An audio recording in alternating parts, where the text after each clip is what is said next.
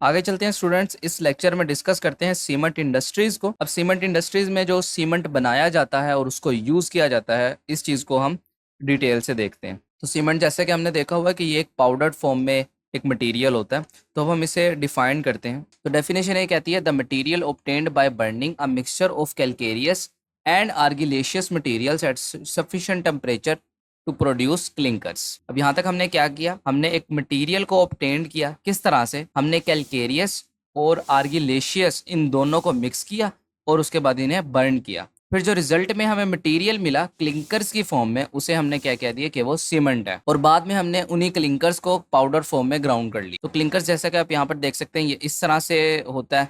तो जब हम इससे सीमेंट बनाते हैं तो हम इनको ग्राउंड कर लेते हैं पाउडर्ड फॉर्म में, तो ये हमारे पास सीमेंट बन जाता है। अब ये तो थी सिंपल सी डेफिनेशन सीमेंट की, लेकिन इसमें देखें हमने दो चीज़ें यहाँ पर हमने दो नाम यूज़ किए हैं। एक तो है कैलकेरियस और दूसरा है आर्गिलेशियस। अब ये किस तरह के मटेरियल्स होते हैं, हमने इनको भी स्टडी करना। तो कैलकेरियस मटेरियल्स कौन से होते हैं? जो कि कैल्शियम ऑक्साइड के सोर्सेज होते हैं, जैसे कि लाइमस्टोन है, मार्बल, चौक, मरीन शेल्स वगैरह। और आर्गिलेशियस मटेरियल कौन से होते हैं? जो कि एल्यूमिनेट या सिलिकेट से बनते हैं, जैसे कि clay, shale, slate, blast furnace, slag वगैरह। अब स्टूडेंट्स, जो सीमेंट है इसको पास्ट में किस तरह से प्रिपेयर किया गया? आपके पास एक साइंटिस्ट थे जिन्होंने लाइमस्टोन को क्ले के साथ मिक्स किया और इसको हीट किया। हीट करने के बाद वाटर के साथ इसको मिक्स कर दिया गया और फिर ये एक पेस्ट फॉर्म में आ गया, मिक्सचर की फॉर्म में। और उन साइंटिस्ट ने क्या ऑब्जर्व किया, जब इसको क्ले बनाकर छोड़ दिया सेट होने के लिए, तो इसने पोर्टलैंड रॉक जैसी शक्ल इख्तियार कर ली। यानी कि जब ये सूख गया, इसको हमने सेट होने के लिए छोड़ दिया था,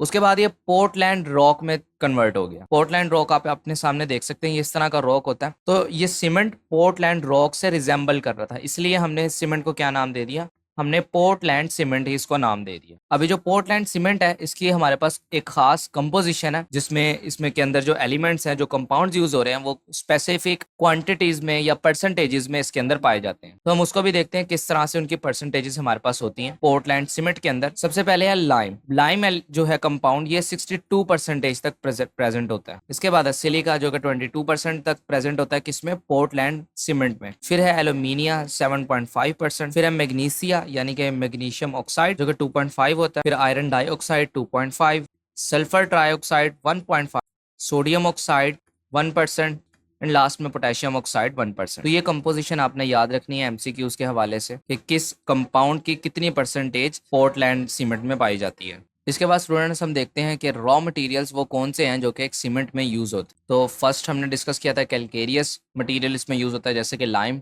और इसके अलावा आर्गिलेशियस मटेरियल यूज होता है, जो कि एल्यूमिनेट और सिलिकेट्स होते हैं। और इसके अलावा जो तीसरा इसमें एलिमेंट यूज होता है वो है जिप्सम। अब स्टूडेंट्स, इसे हम जिप्सम जिप्सम क्यों ऐड करते हैं सीमेंट के अंदर?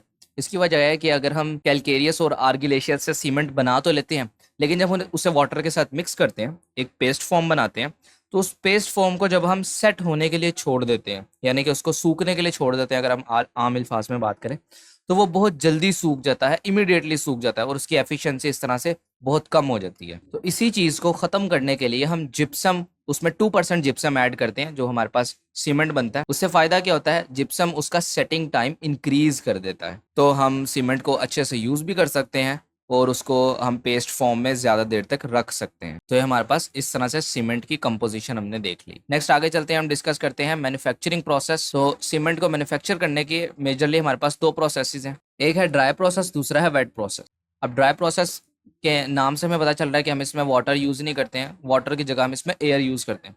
इसके अलावा वेट प्रोसेस, अब वेट प्रोसेस जो है इसमें हम वाटर यूज़ करते हैं, और अगर हम देखा जाए पाकिस्तान के अंदर तो वेट प्रोसेस ही ज़्यादा यूज़ किया जाता है। इसके अलावा वो कौन से फैक्टर्स हैं कि हम चूज़ करते हैं कि ड्राई प्रोसेस यूज़ करना है या फिर वेट प्रोसेस यूज़ करना है? तो वो हमारे पास यहाँ 3 फैक्टर्स हैं, तो हम इनको भी देख लेते हैं। सबसे पहले तो physical condition of raw materials, जो हम रॉ मटेरियल्स यूज़ कर रहे हैं, अभी जो पढ़ के आए हैं हम ऊपर, कैलकेरियस, आर्गिलेशियस और इसके अलावा जो जिप्सम है, उनकी फिजिकल कंडीशन क्या है, क्या वो लिक्विड फॉर्म में है, सॉलिड फॉर्म में है, किस तरह हमारे पास ईजिली अवेलेबल हैं, तो उस पर डिपेंड करता है। और इसके अलावा जिस फैक्ट्री के अंदर हम सीमेंट बना रहे हैं, उसकी लोकल क्लाइमेटिक कंडीशंस पर भी डिपेंड करता है कि हम वेट प्रोसेस यूज़ करें या फिर ड्राई प्रोसेस यूज़ करें। लास्ट है price of fuel. Price of fuel हमने यहाँ पर इसलिए लिखा है क्योंकि जब हम सीमेंट बनाते हैं तो हमने जो हमारे पास मिक्सचर होता है उसको बहुत ज़्यादा हीट करना होता है, तो इस वजह से हम फ्यूल की भी प्राइस को मद्देनज़र रखते हैं चूज़ करने में कि हमने ड्राई प्रोसेस यूज़ करना है या फिर वेट प्रोसेस चूज़ करना है।